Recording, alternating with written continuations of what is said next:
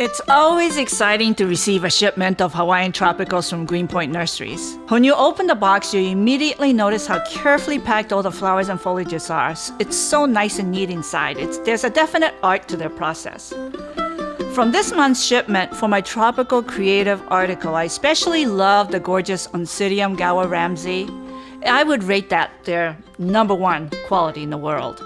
Also love the Aranta Kapoho Fire. There was a beautiful Guzmania lavender variety that I've never seen before. The foliages are just absolutely magnificent. I received 2 foliages that I've been wishing and hoping for forever. The Anthurium clarinervium and the special veitchii. I have been asking for these, like I say, forever. Every time I open the box from Green Point, it feels like Christmas.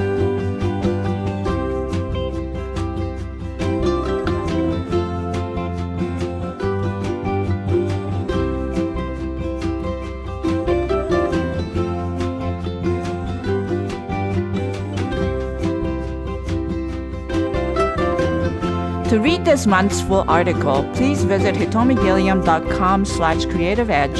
You'll see multiple images of all 3 designs along with the accompanying article for more insight, as well as a list of botanicals and supplies used to create each of the 3 pieces.